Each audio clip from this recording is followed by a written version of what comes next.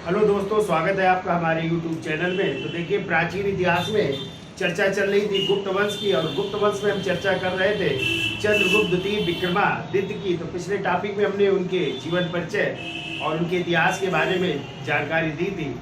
अब देखिए, चंद्रगुप्त द्वितीय के ही शासन काल में एक चीनी यात्री आए थे, और उस चीनी यात्री का नाम था फाहियान, जो 399 ईस्वी में आए थे और 414 ईस्वी तक जो है भारत में रहे थे। और इसने जो है, ये पूछा जाए किस मार्ग से आया था, तो थल मार्ग से। किस मार्ग से आए थे? थल मार्ग से आए थे। तो फाहियान देखो 399 से 414 तक भारत में आया, और ये आए थे थल मार्ग से, याद रखिएगा, थल मार्ग से भारत आए थे। ठीक है। और फाहियान का जन्म हुआ था चीन के बू यांग प्रांत में हुआ था इनका जन्म। बचपन का नाम पूछा जाए फाहियान के बचपन का क्या नाम था, तो बचपन का नाम था गुड़। क्या नाम था? गुड़ नाम था। यदि आ जाए चीनी भाषा में फाहियान का अर्थ क्या होता है, तो चीनी भाषा में फाहियान का अर्थ होता है, फा माने होता है धर्म, और यान माने होता है आचार। यानी अर्थात इन्हें क्या कहा गया? धर्माचार्य कहा गया। ठीक है। फिर इनकी पुस्तक पूछी जाती है, इनकी पुस्तक कौन सी है, तो या तो आंसर होगा फा क्योंकि, या इसी कहते हैं फू यू की। ठीक है। जिसमें किसका वृत्तांत है? बौद्ध राजतंत्रों का वृत्तांत है। ठीक है। तो कहते हैं इसने बौद्ध जो स्थल थे उनकी यात्रा की, बहुत से बौद्ध ग्रंथ अपने साथ ले भी जाएगा। ठीक है। और इसने जो है यहाँ पे विनिमय के माध्यम के रूप में कौड़ियों का उल्लेख किया है। कहता है जो विनिमय होता था, यानी जो व्यापार होता था, उसमें किसका प्रयोग होता था? कौड़ी। कौड़ी जानते हो आप लोग? देखा होगा गांव में कौड़ियाँ होती हैं, तो विनिमय के माध्यम के लिए कौड़ियों का प्रयोग किया जाता था। चंडाल एक ऐसी जात थी जिसका उल्लेख किया, चंडालों का भी इसने उल्लेख किया है। तो चर्चा कर लेते हैं कौन कौन से इन्होंने जानकारी दी है। तो यदि कभी आ जाए चीनी यात्रियों का क्रम, तो सबसे पहले कौन आ रहे हैं? फाहियान। संग यून आ रहे हैं, फिर हुएनसांग आ रहे हैं, फिर इत्सिंग आ रहे हैं। ठीक है। तो एक क्रम भी लिख लो आप लोग। लिखो, कभी कभी क्रम में व्यवस्थित करने को आ जाते हैं, तो लिखो चीनी यात्रियों का क्रम, एक जगह हो जाएंगे। चीनी यात्रियों का क्रम भी लिख लीजिए। तो सबसे पहले कौन आ रहे हैं? यही फाहियान आ रहे हैं, तो फाहियान लिख लीजिए। फाहियान टाइम पता ही है, 399 से 414 ईस्वी। ये दूसरे नंबर में आ रहे हैं संग यून करके। इस संग यून आ रहे हैं, और ये टाइम है 516 ईस्वी में आ रहे हैं। ठीक है। या शुंग यून भी मिलता है। ये आए थे 516 ईस्वी में। तीसरा यात्री था हुएनसांग, जो हर्षवर्धन के समय आए थे, हुएनसांग। और ये आए थे 629 में, और काफी दिन तक रहे थे, 645 ईस्वी तक रहे। ठीक है। और चौथा यात्री था इत्सिंग। कभी व्यवस्थित क्रम में आ जाए तो ये याद रखिएगा। और इत्सिंग का टाइम है 675 ईस्वी। 675 ईस्वी में भारत की यात्रा की थी। ठीक है। तो ये 4 यात्रियों का क्रम है, और ये चारों का बहुत पूछा जाता है, क्रम में व्यवस्थित करिए। तो सबसे पहले फाहियान 399 से 414, फिर सुंग यून आए थे 516 ईस्वी में, फिर हुएनसांग जो 629 में हर्षवर्धन के शासनकाल में आए, 645 तक रहे, और सबसे बाद में आए थे इत्सिंग, जो कब आए थे? 675 ईस्वी। ठीक है। तो चलिए अब थोड़ी जानकारी लिख लेते हैं। तो देखिए, फाहियान के अनुसार मध्य देश के लोग, देखिए फाहियान के अनुसार मध्य देश के लोग क्रय विक्रय में, मध्य देश के लोग क्रय विक्रय में कौड़ियों का प्रयोग करते थे। तो कौड़ियों का उल्लेख किया है फाहियान ने। ठीक है। कौड़ियों का प्रयोग करते थे, ये याद रखिएगा, कई बार क्वेश्चन आया है। ठीक है। क्रय विक्रय में कौड़ियों का प्रयोग करते थे। अगला पॉइंट लिखो, फाहियान ने पवित्र बौद्ध स्थलों फायान्य पवित्र बौद्ध स्थलों, पवित्र बौद्ध स्थलों, जिनमें क्रम से हम लिख देते हैं। देखो पहला संकिसा, संकिसा याद रखिएगा, संकिसा पूछा जाता है कहाँ पे है, तो संकिसा है फर्रुखाबाद में है, फर्रुखाबाद, मोहम्मदाबाद पड़ता है फर्रुखाबाद से, वहां से थोड़ी दूर है संकिसा, ठीक है। दूसरे नंबर में लिखो श्रावस्ती, श्रावस्ती। तीसरे नंबर में लिखिए कपिल वस्तु,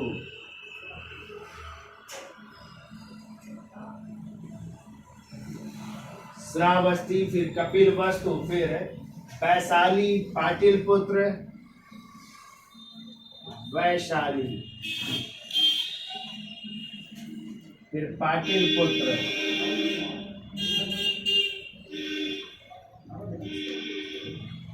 फिर लिखिए बोध गया, पाटिलपुत्र, फिर नालंदा राजगृह, ऐसे क्रम से लिखो, नालंदा, फिर राजगृह,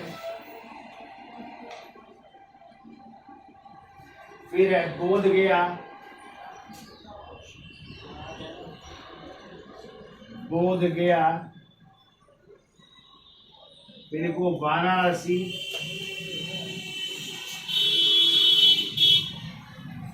वाराणसी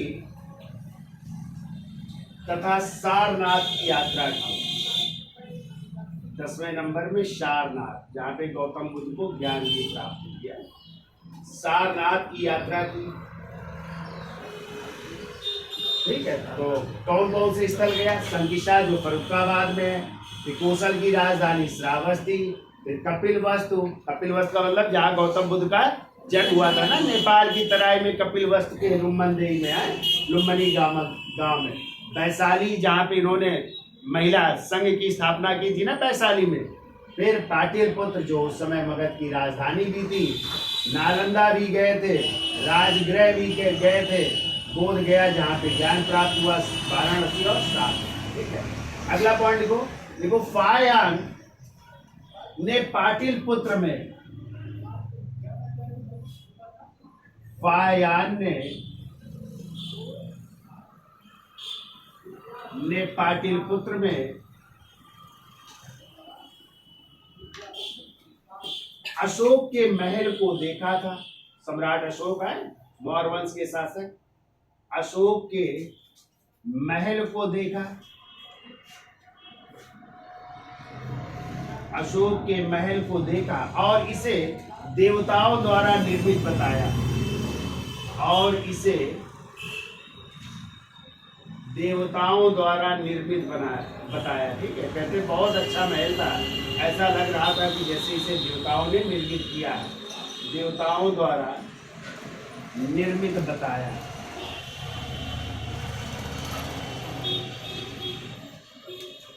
देवताओं द्वारा निर्मित बताया, ठीक है।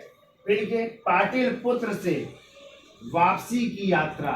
अब देखो पाटिलपुत्र से वापस जा रहा है, पाटिलपुत्र से वापसी की यात्रा,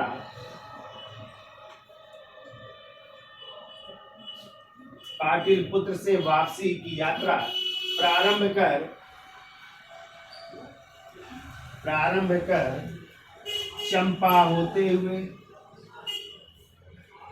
चंपा होते हुए, चंपा होते हुए तामलुक बंदरगाह जो बंगाल में था, तामलुक या इसी को ताम्रलिप्त भी कहते हैं, तामलुक या ताम्रलिप्त बंदरगाह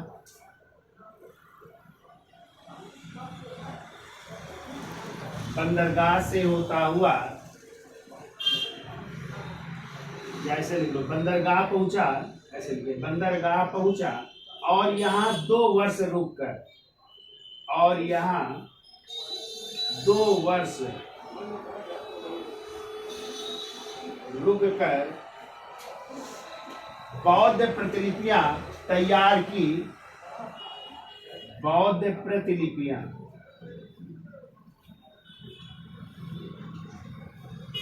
बौद्ध प्रतिलिपियां तैयार की,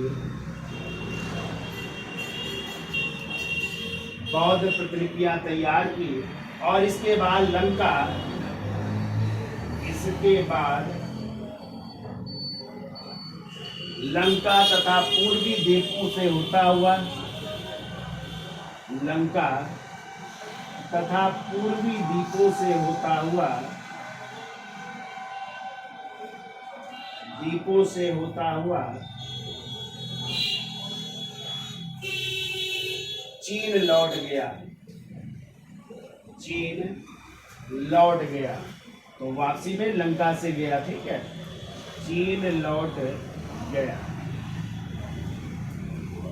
तो याद रखिएगा क्वेश्चन आता है किसने जो है अशोक के महल को कहा था देवताओं द्वारा निर्मित बताया था, तो किसने? फायान ने, ठीक है। और वापसी की यात्रा कहाँ से प्रारंभ की? यही पाटलिपुत्र से। और कहाँ पे? चंपा होता हुआ फिर तामलुक बंदरगाह, वहां पे 2 वर्ष रुका और बौद्ध प्रतिलिपियां जो इकट्ठा की थी उनको तैयार की और इसके बाद फिर लंका से होता हुआ पूर्वी द्वीपों से कहाँ लौट गया? चीन वापस लौट जाता है, ठीक है। अगला पॉइंट लिखिए, चंडाल जनजाति का विस्तृत वर्णन करने वाला फायान पहला विदेशी यात्री था। यहाँ पे लिख दे रहे हैं, देखो, चंडाल जनजाति का, चंडाल जनजाति का विस्तृत करने वाला या विस्तृत वर्णन करने वाला फायान पहला विदेशी यात्री था।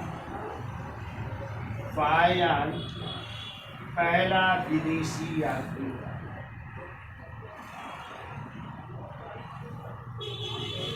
पहला विदेशी यात्री,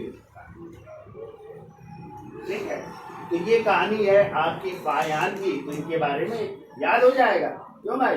कब आ रहा है? 399 में। और कब तक रहा? 414 ईस्वी तक। किस मार्ग से आया था?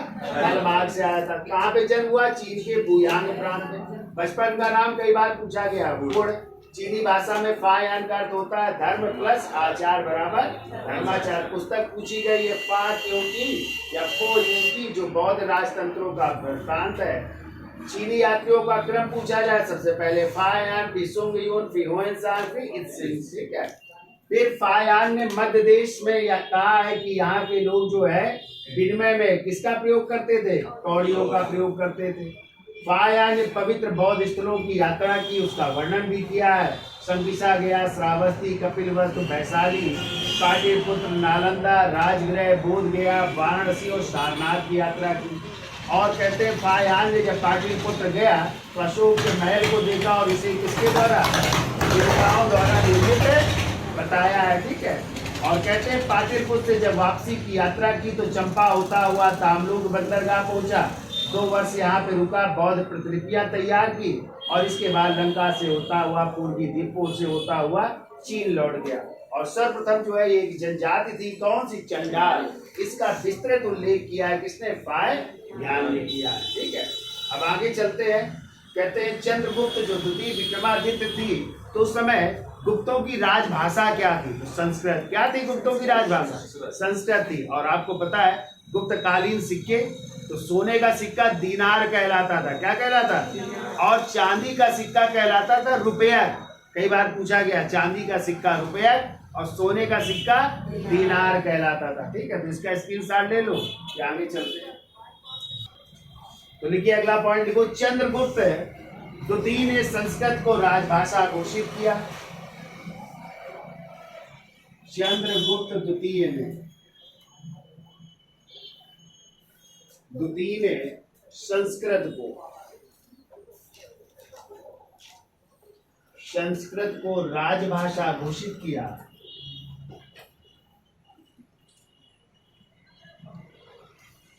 संस्कृत को राजभाषा घोषित किया। अगला पॉइंट लिखो, और स्वर्ण, रजत और ताम्र मुद्राएं यानी सिक्के किस धातु के हैं? सिक्के लिखो, स्वर्ण, रजत यानी चांदी की और ताम्र मुद्राएं प्रचलित की। ताम्र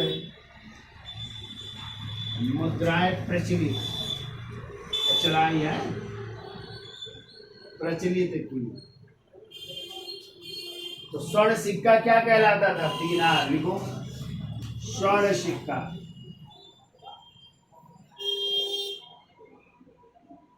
ये कहलाता था दीनार।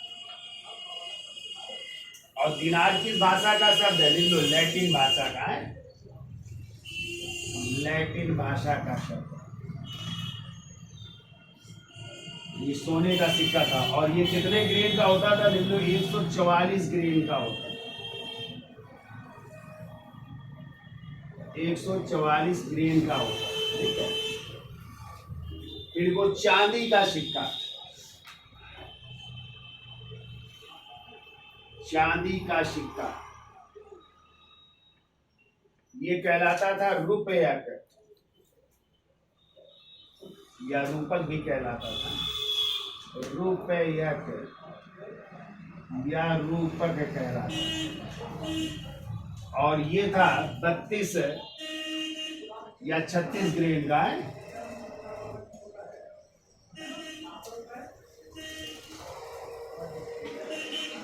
32.36 ग्रेन का, सॉरी 32.36 ग्रेन का होता था, ठीक है।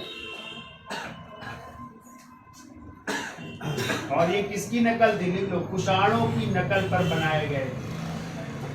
इसके पहले कुषाण थे, कुषाण की नकल पर बनाए गए।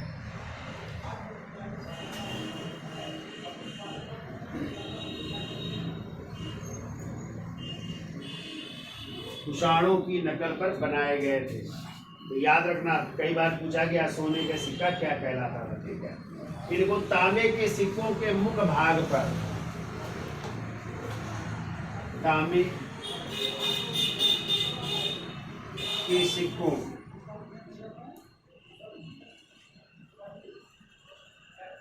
तांबे के सिक्कों के मुख भाग पर, यानी मेन तरफ है, मुख भाग पर राजा की आकृति, ठीक है।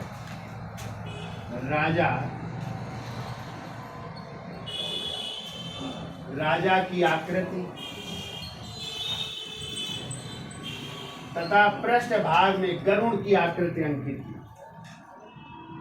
यानी दूसरी तरफ पृष्ठ भाग पर गरुड़ की आकृति अंकित, गरुड़ की आकृति अंकित थी। और ये सिक्के जो है अयोध्या से मिले हैं, ठीक है। कहाँ से प्राप्त हुए तो लिख लीजिएगा, अयोध्या से प्राप्त।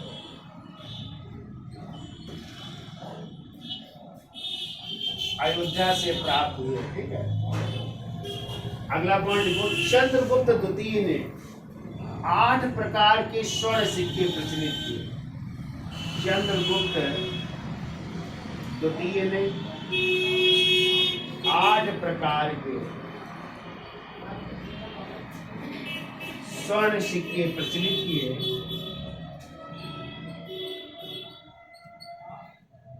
स्वर्ण सिक्के प्रचलित किए, ठीक है। तो लिखिए कौन कौन से। तो पहला लिखिए धनुर्धारी प्रकार, नंबर 1 लिखिए धनुर्धारी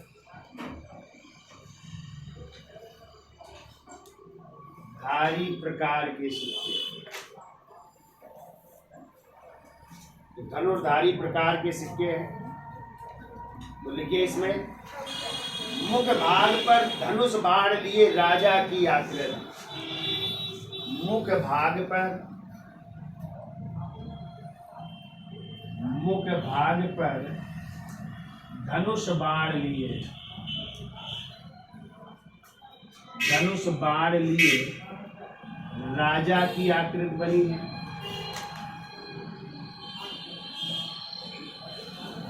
धनुष बाण लिए राजा की आकृति। गरुड़ ध्वज भी बना है, गरुड़ ध्वज,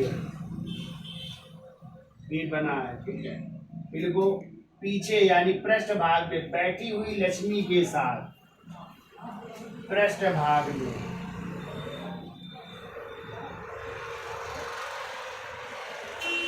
बैठी हुई लक्ष्मी के साथ, बैठी हुई लक्ष्मी के साथ राजा की उपाधि श्री विक्रम अंकित है। राजा की उपाधि, और वो उपाधि है श्री विक्रम है, श्री विक्रम अंकित है, श्री विक्रम अंकित है। तो ये तो हो गए धनुर्धारी प्रकार के। अब दूसरा लिखिए, देखो छत्रधारी प्रकार है, तो बिगाड़ दें इसको, अभी नहीं, इसके साथ ले लो। तो दूसरा सिक्का लिखिए छत्रधारी प्रकार, ठीक है। तो लिखिए इसमें लिखो मुख भाग पर राजा, मुख भाग पर यानी मेन भाग पर, मुख भाग पर आहुति दे रहे राजा है। तो देखो मुख भाग पर आहूत डालता हुआ राजा खड़ा है, आहूत डालता हुआ राजा खड़ा है, आहूत डालता हुआ राजा खड़ा है, तथा बाया हाथ तलवार के मुट्ठे पर है, तथा बाया हाथ तलवार के मुट्ठे पर है, तलवार के मुट्ठे पर है। मतलब एक से डाला और एक हाथ में तलवार का मुट्ठा पकड़े है, ठीक है, कोई अटैक ना कर दे। तो मुट्ठे पर है, तथा राजा के पीछे, तथा राजा के पीछे, राजा के पीछे एक बौना नौकर, एक बौना नौकर, मतलब छोटा नौकर है कोई, बौना व्यक्ति है, बौना नौकर क्या लिए, छाता लिए हुए खड़ा है ना, पीछे से धूप वूप ना लगे है, देखो पानी ना हो, बौना नौकर छाता ताने हुए खड़ा है, छाता ताने हुए खड़ा है, छाता ताने हुए खड़ा है। तो छाता भी लिए, ठीक है। और पृष्ठ भाग पर कमल के ऊपर, दूसरी तरफ लिखो, पृष्ठ भाग पर, पृष्ठ भाग पर कमल के ऊपर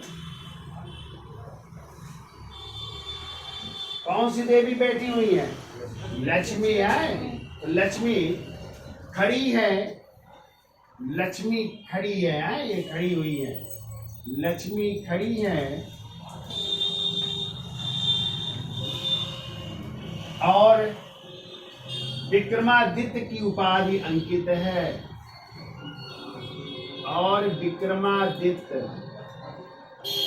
की उपाधि अंकित है, विक्रमादित्य उपाधि भी अंकित है, ठीक है। अब तीसरे प्रकार के सिक्के लिखो पर्यंक प्रकार, पर्यंक के प्रकार कैसे लिखेंगे, अंगा के नीचे का बनाएंगे ना, ऐसे पर्यंक, सही है ना, बिल्ली भी लगा देना, एक बिल्ली ऊपर, पर्यंक प्रकार, इसके ऊपर ऐसे ही रहेगा, पर्यंक प्रकार, ठीक है।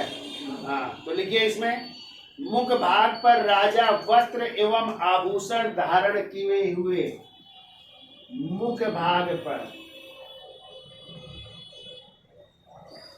राजा वस्त्र एवं आभूषण धारण किए हुए, वस्त्र एवं आभूषण धारण किए हुए। पर्यंक माने क्या होता है? तत्सम तद्भव पढ़ा है, पलंग होता है। तो पलंग पर क्या किए हुए हैं? लेटे हुए हैं। ठीक है। हाँ, तो लिखो क्या लिखा? या बैठे हुए हैं। ठीक है। मुख भाग पर राजा वस्त्र एवं आभूषण धारण किए हुए पलंग पर बैठा है। पलंग पर बैठा है, पलंग पर बैठा है। फिर लिखो परम भागवत महाराजाधिराज श्री चंद्रगुप्त अंकित है। परम भागवत महाराजाधिराज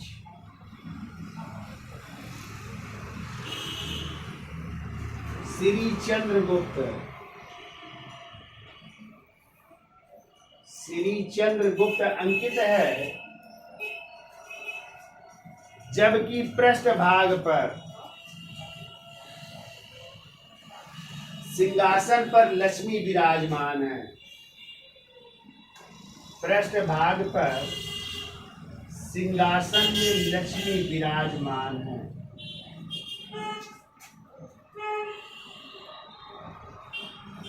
लक्ष्मी विराजमान है।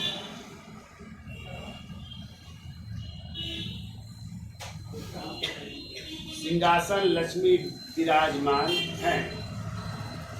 और श्री विक्रमा लिखा है, और श्री विक्रमा लिखा है, और श्री विक्रमा लिखा है। अब ये चौथे सिंह निहंता प्रकार, सिंह निहंता प्रकार, सिंह निहंता प्रकार। लिखो मुख भाग पर सिंह को धनुष बाण अथवा कृपाण से मारते हुए। मुख भाग पर सिंह को धनुष बाण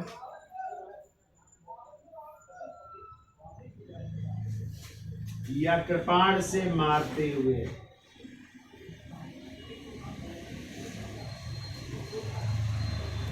कृपाण से मारते हुए राजा की आकृति, मारते हुए राजा की आकृति अंकित है। राजा की आकृति। जबकि पृष्ठभाग पर, जबकि पृष्ठभाग पर देवी दुर्गा, तो दुर्गा की आकृति बनी है। जबकि पृष्ठभाग पर देवी सिंहवाहिनी दुर्गा, देवी सिंहवाहिनी,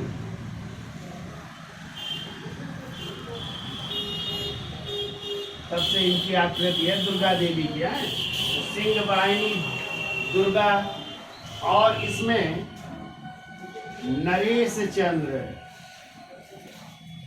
एक उपाधि है ना इनकी विक्रमादित्य की, नरेश चंद्र है। नरेश चंद्र एवं श्री सिंह विक्रम अंकित है। नरेश चंद्र एवं सिंह विक्रम अंकित है। तो कहते हैं ये गुजरात और काठियावाड़ शकों की विजय का परिचायक है। देख लो, शकों की विजय के उपलक्ष्य में, के उपलक्ष्य में कहाँ के शक? तो लिख लो गुजरात और काठियावाड़ है। गुजरात प्लस काठियावाड़ के शकों को पराजित करके ये सिक्के चलाए थे हैं। तो उसकी विजय का प्रतीक है। अब लिखो अश्वारोही प्रकार, 5वें नंबर। अश्वारोही प्रकार के सिक्के,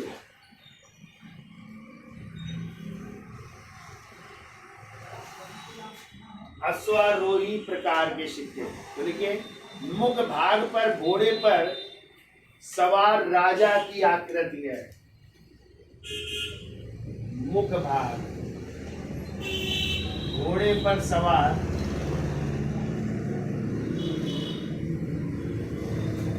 राजा की आकृति।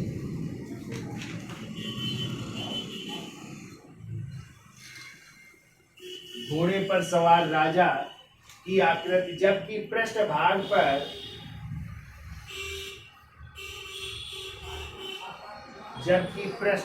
पर दूसरी तरफ लिख लीजिए। देखो, अजित विक्रमा, अजित विक्रमा परम भागवत महाराजाधिराज श्री चंद्रगुप्त लिखा है। परम भागवत महाराजाधिराज श्री चंद्रगुप्त लिखा है। श्री चंद्रगुप्त लिखा है। ठीक है, तो ये है अश्वारोही प्रकार के सिक्के। अब छठवां लिखिए, पर्यंक स्थिति राजा रानी प्रकार। इसका स्क्रीनशॉट ले लो, आगे दिखाते हैं। तो देखिए, छठवें प्रकार के सिक्के हैं पर्यंक स्थित राजा रानी प्रकार। तो लिखिए, इसमें लिखिए, राजा रानी पलंग में बैठे आमने सामने देख रहे हैं। राजा रानी पलंग में बैठे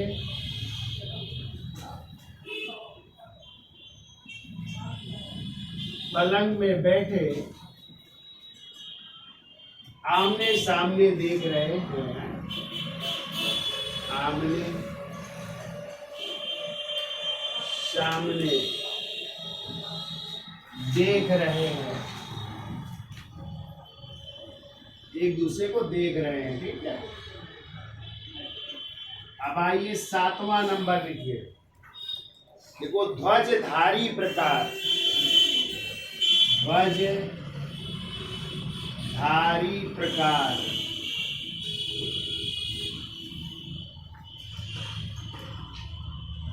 तो देखिए, इसमें परम भागवत अंकित है। परम भागवत शब्द अंकित है। परम भागवत शब्द अंकित है।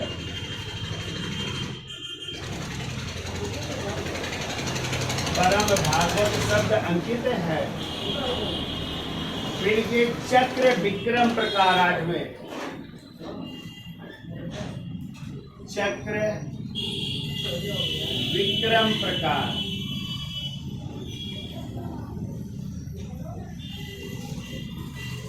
चक्र विक्रम प्रकार, देखिए, इसमें भगवान विष्णु राजा को 3 गोल वस्तुएं दे रहे हैं। भगवान विष्णु देखिए, भगवान विष्णु राजा को 3 वस्तुएं दे रहे हैं। गोल आकृति, ऐसा लिख लो। भगवान विष्णु राजा को गोल आकृति है, गोल आकृति की 3 वस्तुएं दे रहे हैं। 3 वस्तुएं दे रहे हैं। और क्या लिखा है, लिखो, और चक्र विक्रम लिखा है। और चक्र विक्रम लिखा है। इससे समझ जाइएगा ये चक्र विक्रम प्रकार के सिक्के। लेकिन याद रखिएगा किसकी आकृति है, तो विष्णु, भगवान विष्णु की, जो राजा को गोल आकृति 3 वस्तुएं दे रहे हैं। ठीक है, यही पूछा जा सकता है कि किस सिक्के में जो है भगवान विष्णु राजा को 3 वस्तुएं दे रहे हैं। ठीक है, किस में पलंग में बैठे, किस में राजा रानी आमने सामने। जैसे पूछा जाता है व्याघ्र प्रकार के सिक्के किसने चलाए थे, समुद्र, हाँ, उसके 6 प्रकार के सोने के सिक्के थे और इनके 8 प्रकार के सोने के सिक्के चंद्रगुप्त द्वितीय विक्रमादित्य के। ठीक है, अब हेडिंग डाल लीजिए चंद्रगुप्त विक्रमादित्य के अभिलेख। तो बहुत सारे अभिलेख हैं विक्रमादित्य के, आए हेडिंग डालिए चंद्रगुप्त द्वितीय विक्रमादित्य के अभिलेख। तो लिखेंगे ओके, लिख लो। अभी तो चंद्रगुप्त द्वितीय विक्रमादित्य है, स्कंद गुप्त विक्रमादित्य है, फिर तो अभी परवर्ती गुप्त शासक आएंगे, उनकी चर्चा, बड़ा टॉपिक है।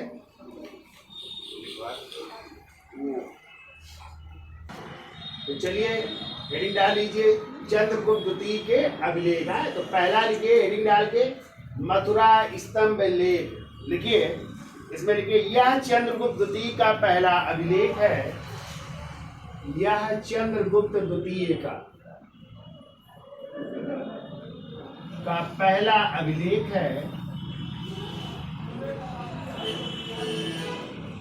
पहला अभिलेख है जो शासन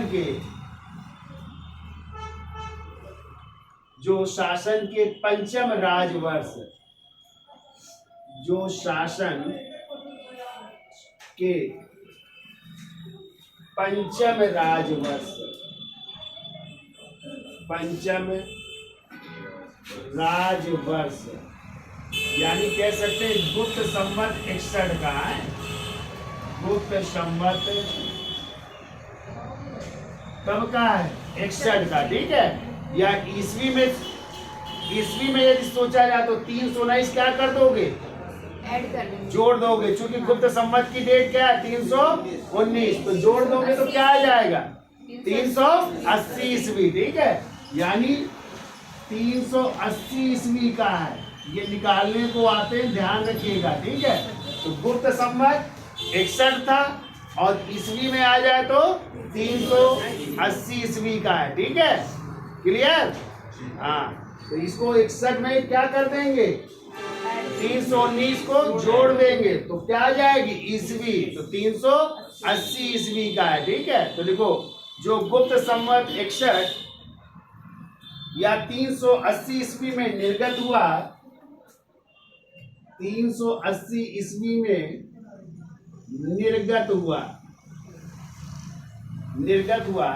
देखो इस अभिलेख में पाशुपत संप्रदाय, इस अभिलेख में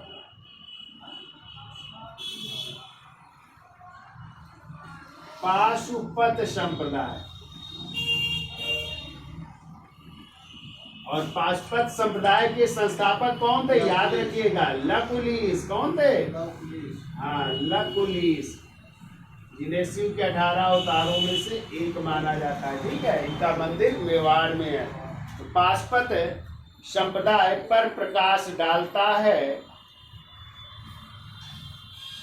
पाशुपत संप्रदाय पर प्रकाश डालता है। आगे लिखो, देखो इस अभिलेख में पराशर उपमित, इस अभिलेख में पराशर कामा उपमित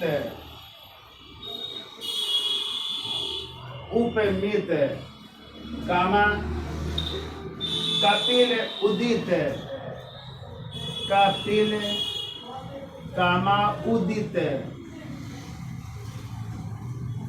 नामक पाशुपत आचार्यों का उल्लेख है। पाशुपत आचार्य थे, पाशुपत आचार्यों का उल्लेख है। इन आचार्यों का भी उल्लेख है, ये पाशुपत संप्रदाय के आचार्य थे। ठीक है, कौन कौन, पराशर, उपमित, कपिल और उदित है, इनका उल्लेख है। कभी आ जाए पाशुपत संप्रदाय का उल्लेख चंद्रगुप्त द्वितीय के किस स्तंभ लेख से मिलता है, तो मथुरा स्तंभ लेख से, जो पहला उनका था। ठीक है, अब लिखिए दूसरी हेडिंग, देखो उदयगिरी लेख, दूसरा लिखिए उदयगिरी लेख।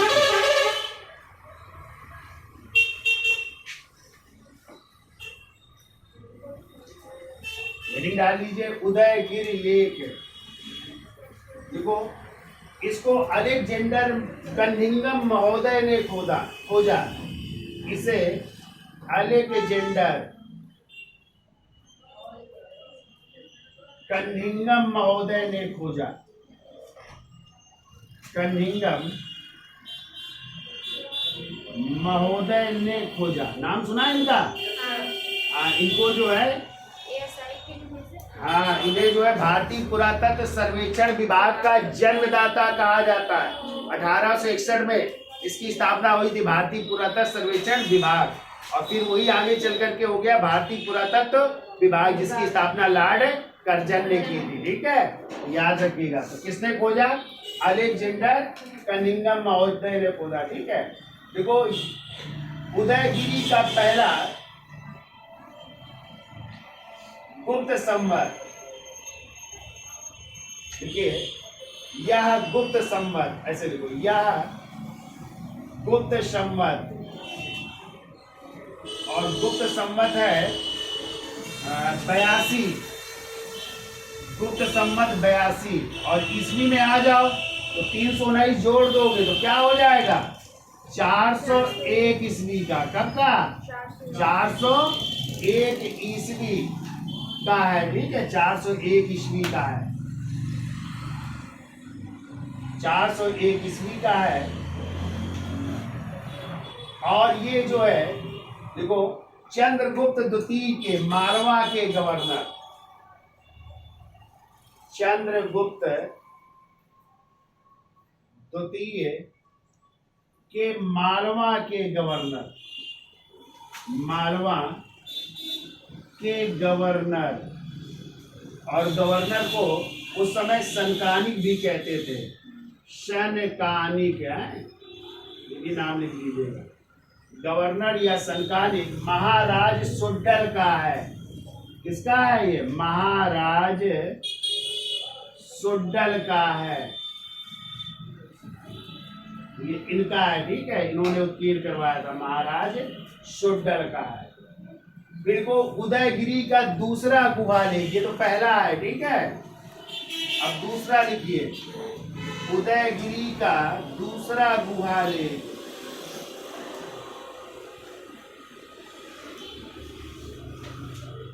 गुहा लेक का मतलब होता है जो गुफाएं हैं उन पर उत्कीर्ण है। उदयगिरि का दूसरा गुहा लेक है, या इसी को तवा गुहा लेक भी कहते हैं। दूसरा नाम लिख लो, तवा गुहा लेक है। तवा गुहा लेक चंद्रगुप्त द्वितीय के, चंद्रगुप्त द्वितीय के संधि विग्रह, मतलब सेनापति थे, संधि या मंत्री थे कह सकते हैं, संधि विग्रह। ये वीरसेन शैव का है, वीरसेन शैव का है, जो कवि भी थे, जो कवि भी थे हैं, जो कवि भी थे, और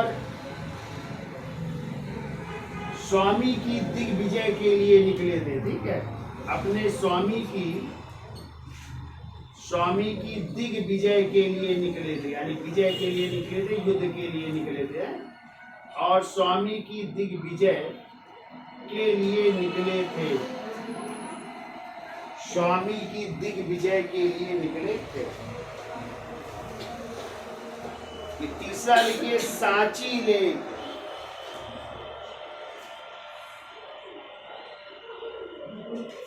तीसरी हेडिंग डाल लीजिए सांची का लेक है, या सांची लेक। इसको लिखिए, यह जो है गुप्त संवत 93 का है, गुप्त संवत 93, और ईस्वी में आ जाओगे तो 319 जोड़ दोगे तो क्या हो जाएगा? 400 कितना हो जाएगा? 412 ईस्वी का हो जाएगा, 412 ईस्वी का है। ठीक है, 412 ईस्वी का है, या गुप्त संवत में आ जाए तो 93 गुप्त संवत का है, ठीक है। 412 ईस्वी। देखो यह चंद्रगुप्त द्वितीय के सेनापति, चंद्रगुप्त द्वितीय के सेनापति, और उनके सेनापति का नाम था आम्रकांद्रव। आम्रकांद्रव। ये भी क्वेश्चन अभी टीजीटी 2021 में पूछा गया, और उदयगिरी वाला भी जो है पीजीटी 2021 में पूछा गया, ठीक है। ये दोनों टीजीटी और पीजीटी में पूछे गए, ठीक है, कि किसमें जानकारी मिलती है सेनापति आम्रकांद्रव की। तो ये थोड़ा लेवल ऊंचा है, इसलिए इनको भी याद रखिएगा, ठीक है। चंद्रगुप्त द्वितीय के सेनापति किससे संबंधित है? आम्रकांद्रव का था, जो बौद्ध धर्म का अनुयायी था। किस धर्म के अनुयायी थे? बौद्ध धर्म के अनुयायी थे, जो बौद्ध धर्म का अनुयायी था, जो बौद्ध धर्म का अनुयायी था।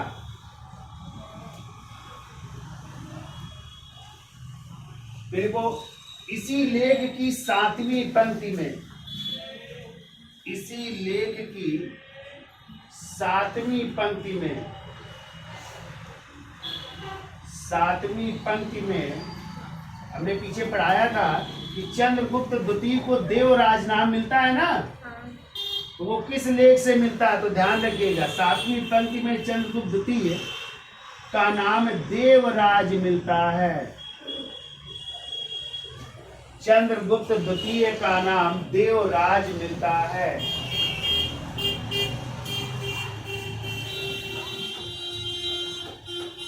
फिर को इसमें ग्राम पंचायतों व पंचमंडली का उल्लेख, इसमें ग्राम पंचायतों व पंचमंडली का उल्लेख, पंचमंडली का उल्लेख 6वीं पंक्ति में, यहाँ पर कर लेना 6वीं पंक्ति में, 6वीं पंक्ति में ग्राम पंचायतों एवं पंचमंडली का उल्लेख है। फिर वो 5वीं पंक्ति में राजकुल का उल्लेख है, 5वीं पंक्ति में, पंक्तियां भी याद रखनी पड़ेगी, राजकुल का उल्लेख है। 5वीं पंक्ति में राजकुल का उल्लेख है, ठीक है। तो ये जानकारियां मिलती है हमें किस लेख से? सांची के लेख से। फिर आप लोगों ने पढ़ रखा है मेहरौली लौह स्तंभ लेख, हमने पढ़ा दिया है इसलिए उसको नहीं लिखाएंगे, हेडिंग डाल लो, मेहरौली लौह स्तंभ लेख, जिसमें क्या नाम मिला है? चंद्र। और इस चंद्र की पहचान किससे की गई है? चंद्रगुप्त द्वितीय, जो पहले कहाँ पे था? पंजाब में ब्यास नदी के किनारे। इसको गरुड़ ध्वज या विष्णु ध्वज कहा जाता था। तो अब ये है दिल्ली में, मेहरौली में, ठीक है, कुतुब मीनार के पास, है ना। और इसी में जो है चंद्र नाम पहचान की गई, और इसको लाने का श्रेय किसे दिया गया है? अनंगपाल तोमर। ये पीछे हमने लिखा दिया, ठीक है। तो हेडिंग डाल लीजिए केवल, मेहरौली का लौह स्तंभ लेख, मेहरौली का लौह स्तंभ लेख, इसकी हमने चर्चा कर ली है, ठीक है। और अंतिम लिख लो गढ़वा लेख, एक और रह गया है तो उसकी भी चर्चा कर लेते हैं, गढ़वा लेख।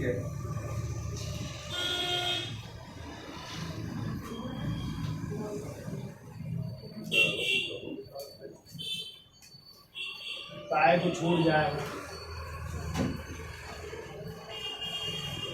बंद है ना, चल रहा, चलिए तो लिखिए आप,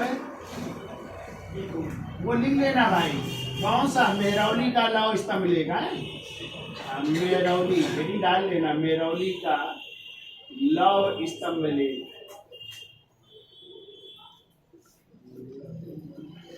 मेहरौली का लौह स्तंभ लेख, ठीक है। ये अब कहाँ पे है? दिल्ली में है ना, लोहे का खंभा है, और इसको लाने का श्रेय है पंजाब से अनंगपाल तोमर। और अंतिम लिखिए गढ़वा, गढ़वा लेक है, और गढ़वा पड़ता है देखो करछना प्रयागराज से मिला है। करछना तहसील है ये, प्रयागराज में है या इलाहाबाद। तो करछना प्रयागराज से मिला है, और ये गुप्त संवत 88 का है। गुप्त संवत 88 या ईस्वी में 319 जोड़ दोगे क्या आ जाएगा? 407 ईस्वी का है। 407 ईस्वी का है, ठीक है। देखिए इसमें चंद्रगुप्त द्वितीय का नाम तो नहीं है, इसमें चंद्रगुप्त द्वितीय का नाम नहीं है, परंतु उसकी उपाधियां,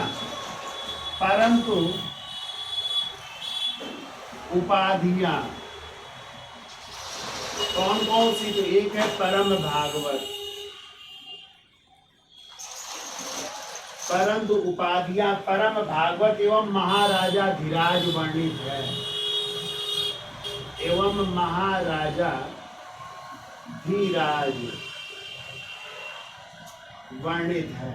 ये दो उपाधियां हैं, ठीक है। महाराजा धीराज वर्णित है, महाराजा धीराज वर्णित है, ठीक है। तो ये थे चंद्रगुप्त द्वितीय का इतिहास, ठीक है, उनके सिक्के और उनके ये अभिलेख। अब चंद्रगुप्त द्वितीय के बाद जो अगले शासक बनेंगे, हेडिंग डाल लीजिए, उनका नाम है कुमार गुप्त महेंद्रादित्य, जिनका टाइम है 415 से 455 ईस्वी। क्लियर? तो ये याद हो जाएंगे अभिलेख, ये इंपॉर्टेंट है अभिलेख, याद रखिएगा आप लोग। है तो वीडियो अच्छा लगा हो तो लाइक शेयर और सब्सक्राइब करिए। धन्यवाद। चलो खत्म।